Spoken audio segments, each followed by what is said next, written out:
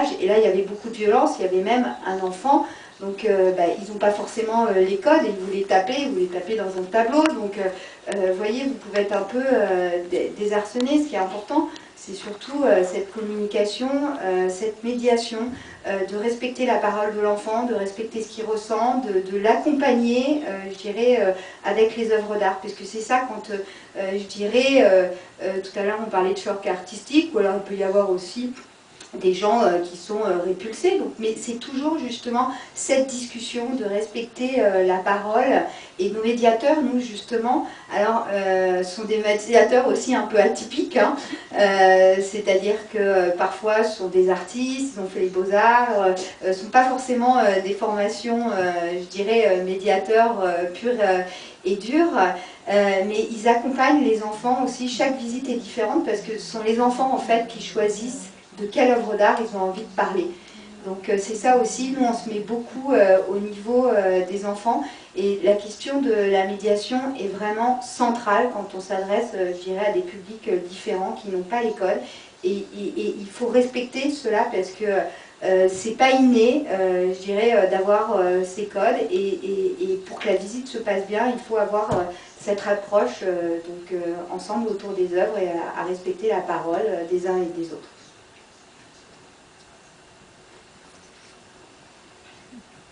Y Ramón, en el caso de tu experiencia también de acompañar muchos proyectos también con Anacbic o Identitat, ¿de qué manera crees, o bueno, que has podido como tener un seguimiento de muchos proyectos que han trabajado en territorio,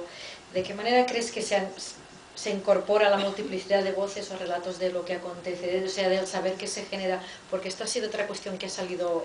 mucho en las mesas a lo largo de estos días, es decir, se genera un proceso, hay un saber, no solo un saber que se genere, digamos, de interacción con estos dispositivos, sino también un aprendizaje de lo que ha sido trabajar en territorio, que muchas veces no se comparte, y de qué manera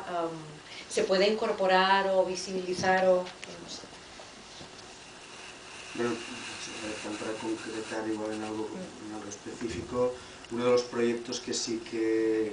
se ha convertido en algo muy sostenible, que sigue funcionando, es el proyecto Art y Escola, impulsado en Anacbic. Lleva 8 ediciones, y este proyecto pues, bueno, lleva una trayectoria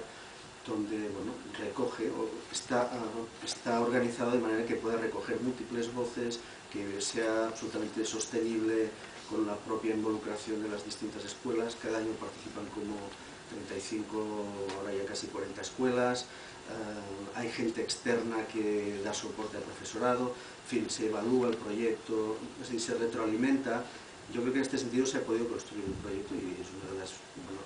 sí que están muchas experiencias, pero probablemente siempre estás en experiencias muy piloto, que haces, ¿no?, que necesitan esta inyección inicial, se pueden hacer mientras hay presupuesto. Este ha sido un proyecto que evidentemente hay como una institución que le da soporte, en este caso un centro de arte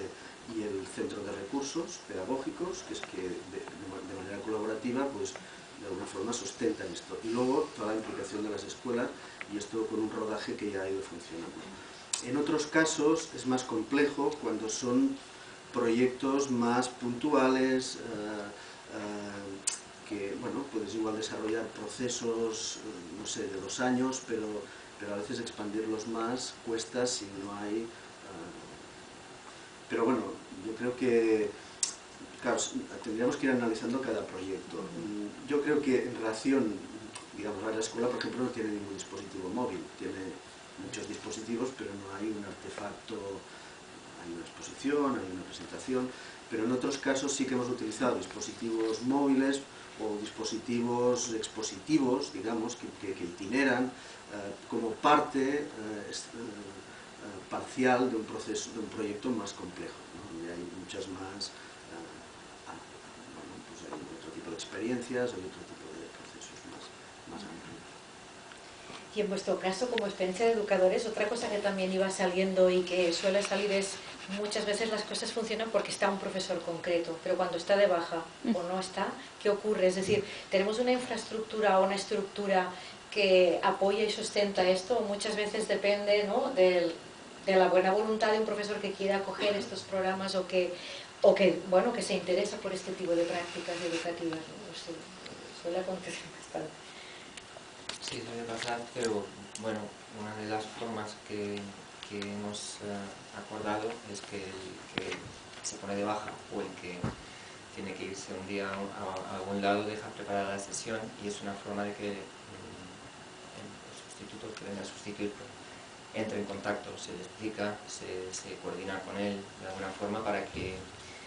pruebe y se arriesgue él a llevar a cabo la actividad tal y como tú tenías pensado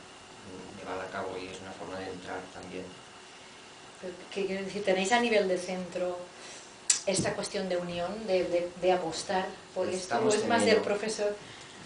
Estamos en ello, o sea, desde hace 3 años con el cambio de equipo directivo, porque claro, también tiene que haber un apoyo desde arriba, ¿no? Y con el cambio de equipo directivo se ha creado un equipo impulsor en la escuela, que ya es más amplio, no son solo 3 personas, somos 14, y ahí quiere decir que todas 14 estamos de acuerdo con algunas formas metodológicas, algunas formas de pensar, de despertar el interés crítico, de trabajar, unos más orientados pues, con el trabajo por proyectos, otros con la coordinación artística o con el trabajo artístico, con las propuestas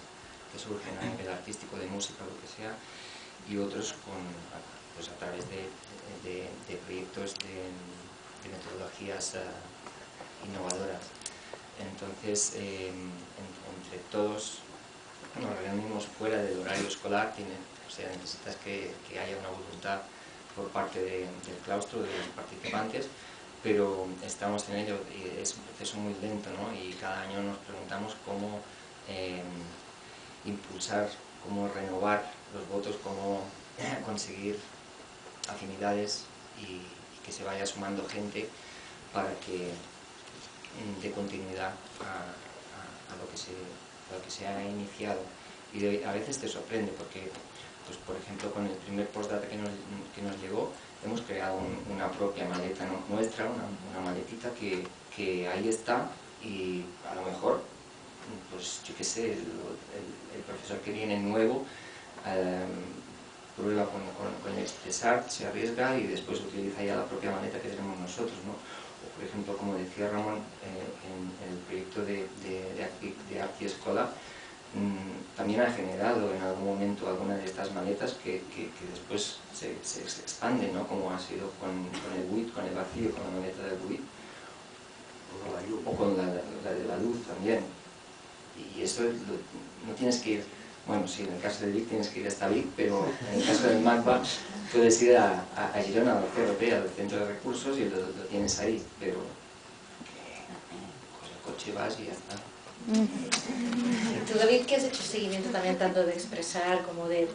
postdata, ¿en qué medida, porque esta mañana también hablamos de la replicabilidad, en qué medida se convierten en fórmulas? Y me acuerdo de una profesora que había hecho su tesis doctoral sobre cómo enseñar el dibujo técnico, y se creó unos materiales y los expuso a la web, y se dio cuenta que al final se replicaban tal cual, como para la comodidad de no estar pensando en cómo crearte tus propios materiales. Entonces, ¿en qué medida esta replicabilidad genera un diálogo, un retorno, o acaba siendo eso, el copy-paste que decíamos, de otra vez acabamos haciendo algo tradicional para no tener que pensar y uso este material de un modo tradicional sin repensarlo, ¿no? No sé si tú has podido acompañar, porque no sé muy bien tu labor de seguimiento en diferentes escuelas de todos estos dispositivos, si se acaban usando eso como el recurso fácil o realmente hay...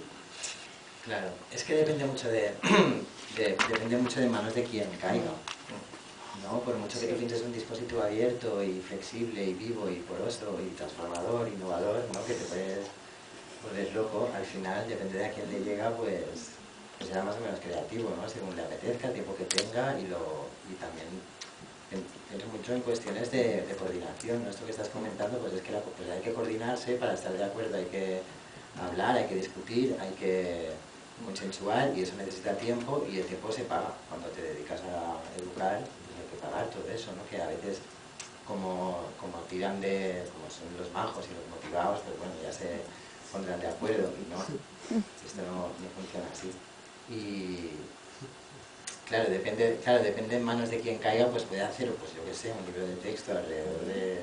tal, o no, o salir al patio y vamos a ver qué ha pasado aquí, a ver qué hacemos las 2 horas que nos quedan, ¿no? O como... y hay un retorno, es decir, un acompañamiento, es decir,